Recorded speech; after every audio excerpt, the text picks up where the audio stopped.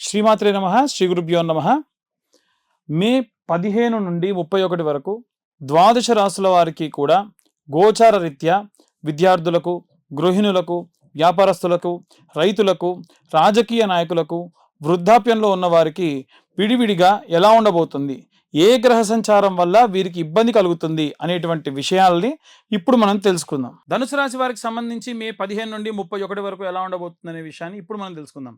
ధనుసు రాశి వారికి సంబంధించి ప్రస్తుతం గురువు 6వ స్థానంలో, శని ఈ యొక్క మీనంలో సంచారం చేయడం, ఈ యొక్క గ్రహ సంచారంలో భాగంగా ఈ యొక్క వివరాలు చూసుకున్నట్టయితే ఈ ధనుసు రాశి వారికి సంబంధించి విద్యార్థులకు సంబంధించి చదువు పట్ల ఆసక్తి ఉన్నప్పటికీ రాహుగ్రహ ప్రభావం వలన ఈ యొక్క ధనుస్సు రాశి వారికి తృతీయ స్థానంలో ఉన్నటువంటి రాహుగ్రహ ప్రభావం వలన ఏకాగ్రత లోపించే అవకాశం ఉంది. కొత్త విషయాలు నేర్చుకోవడానికి ఉత్సాహం చూపుతారు. అయితే కష్టపడితేనే ఫలితం అనేటువంటిది ఖచ్చితంగా దక్కుతుంది. పరీక్షల సమయంలో అనవసరమైనటువంటి అక్కర్లేనటువంటి వాటిపైన ఫోకస్ పెట్టడం వల్ల సమయం వృధా అయ్యేటువంటి అవకాశం ఉంది. ప్రతిరోజు కూడా మేధా దక్షిణామూర్తి స్తోత్రం పఠించడం మంచిది. దక్షిణామూర్తిని స్మరించడం వలన ఏకాగ్రత కూడా పెరుగుతుంది. ఉద్యోగస్తులకు సంబంధించిన విషయానికి వస్తే ఉద్యోగంలో బాధ్యతలు పెరుగుతాయి. మీ సామర్థ్యాన్ని నిరూపించుకోవడానికి గట్టి పోటీ ఎదురవుతుంది.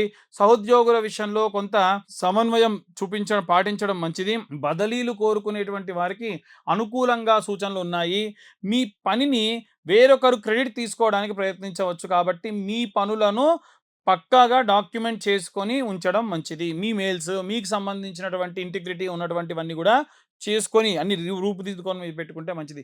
గురువారం రోజున దత్తాత్రేయ స్వామిని దర్శించడం కోసం వీలైతే శనగల దండ కూడా స్వామివారి మెడలో వేయడం చాలా మంచిది. వివాహిక జీవితం, భార్యాభర్తలకు సంబంధించి కుటుంబంలో సాఫీగా సాగుతున్నప్పటికీ చిన్న చిన్న విషయాలు, గొడవలు రావచ్చు. భార్యాభర్తల మధ్య చర్చలు, వాదనలు దారి తీసేటువంటి అవకాశం ఉంది. ఆర్థిక విషయాల్లో పరస్పర అవగాహన కూడా అవసరం. పిల్లలు చదువు లేదా పెళ్లి విషయంలో ఇద్దరి మధ్య భిన్నాభిప్రాయాలు, భేదాభిప్రాయాలు వచ్చే అవకాశం కూడా కనిపిస్తుంది.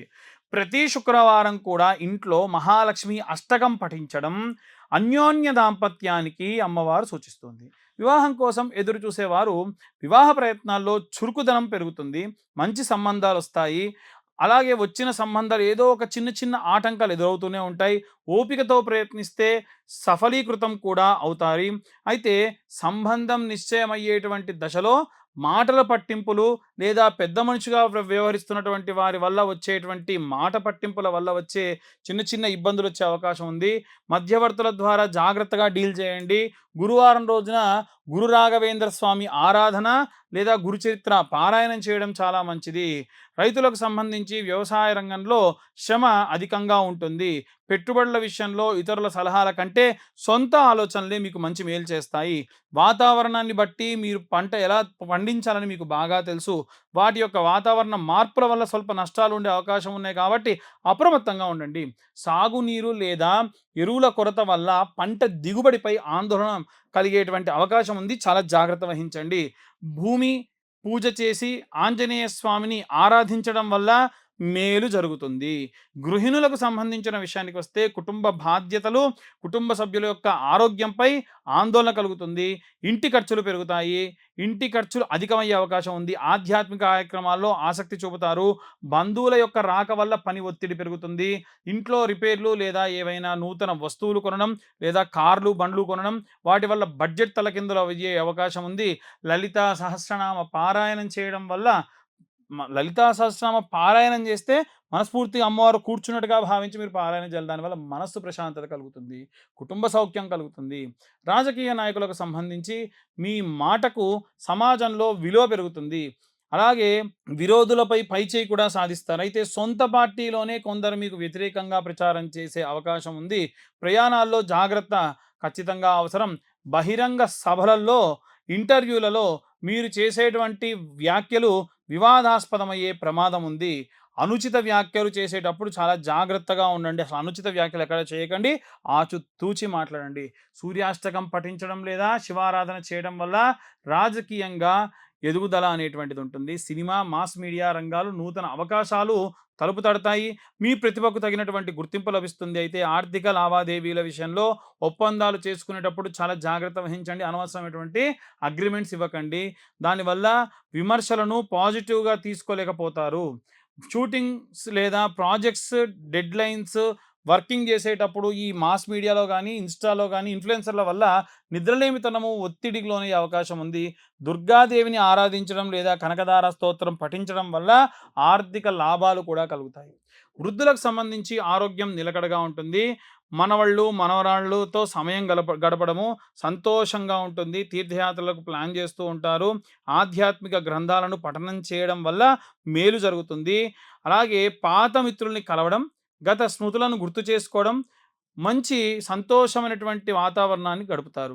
వీరు విష్ణు యొక్క ఆలయం, వెంకటేశ్వర స్వామి ఆలయంలో సంచారం చేసి వీలైతే శ్రవణ నక్షత్రం రోజున వీరు ఆ యొక్క వెంకటేశ్వర స్వామి ఆలయాన్ని దర్శించడం వల్ల విశేషమైనటువంటి సత్ఫలితాలని పొందుతారు. ఇక మనకు ఈ రాశి వారికి సంబంధించి ఉన్న ప్రతికూల పరిస్థితులు తొలగాలంటే ఏం చేయాలి, ఎలాంటి రెమెడీస్ తీసుకోవాలని ఇప్పుడు మనం తెలుసుకుందాం. ఇప్పటి వరకు ఈ రాశి వారికి సంబంధించి ఉన్నటువంటి ప్రతికూల పరిస్థితులు, అనుకూల పరిస్థితులు చెప్పుకున్నాం. మరి ఏ రెమెడీస్ చేయాలి, విద్యార్థులు ఏం చేయాలి, గృహిణులు ఏం చేయాలి, ఇలా మనం ఒక్కొక్కల గురించి మాట్లాడదాం.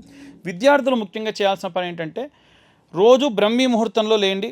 వీలైతే మీద దక్షిణామూర్తి స్తోత్రం ఒకరోజు, గణపతి స్తోత్రం ఒకరోజు, లేదా వీలైతే హయగ్రీవుడి యొక్క స్తోత్రం ఇలా 11 సార్లు చదవండి. మీరు ఉదయాన్నే గణపతి దగ్గర గరక తెచ్చి పెట్టుకోండి. బుధవారం కానీ లేకుంటే ఇంకే రోజులో అయినా సరే, ప్రతిరోజు చేసినా మంచిదే. గరక తెచ్చి దానికి కట్టలా కట్టి 11 కట్టలు కట్టి లేదా 21 కట్టలు కట్టి ద్వాదశనామ స్తోత్రం లేదా ఏకాదశ నామ స్తోత్రం ఏదైతే ఉంటుందో ఆ నామాలన్నీ కూడా చెబుతూ స్వామివారి పాదాల దగ్గర పెట్టండి, ఫోటో దగ్గర పెట్టండి. సంకష్టి హోమాలు జరిగినప్పుడు అమ్మగారికో నాన్నగారికో తీసుకెళ్ళి హోమంలో లేకుంటే పూర్ణాహుతిలో వేయమనండి, చాలా మంచిది. ఒకటి.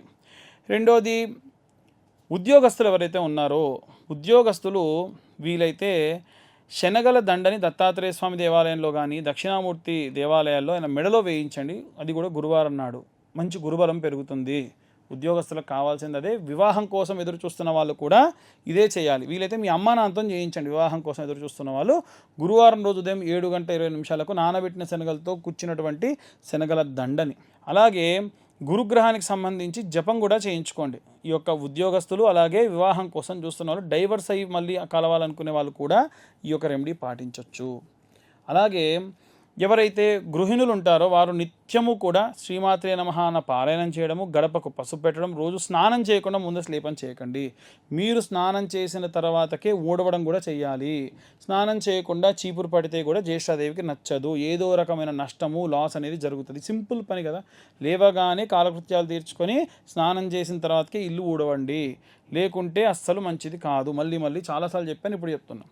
గడప పూజించుకోండి, గడప పసుపు పెట్టుకోండి, దేవుడి దగ్గర దీపారాధన చేయండి. భార్యాభర్తల మధ్యలో గొడవ ఉంటే భర్తతోని ఎంత గొడవ ఉన్నా సరే తీసుకొచ్చి సాయంత్రం సమయంలో దీపారాధన చేయండి. ఆవు నెయ్యితో కానీ, విప్ప నూనెతో కానీ, సంపెంగ నూనెతో కానీ ఎర్రటి ఒత్తులుగా చేసి కుంకుమతో చేసినటువంటి ఎర్రటి ఒత్తులతో దీపారాధన చేస్తే మంచిది.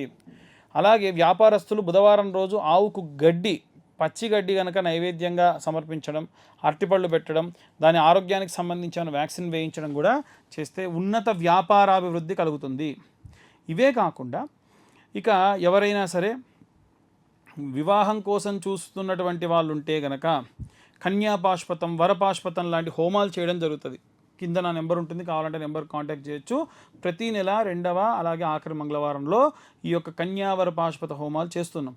వివాహం కాని వారి కోసం ఈ యొక్క రుక్మిణి కళ్యాణం కానివ్వండి, కన్యావర పాశుపతాలు కానివ్వండి చేయించుకుంటే చాలా మంచిది.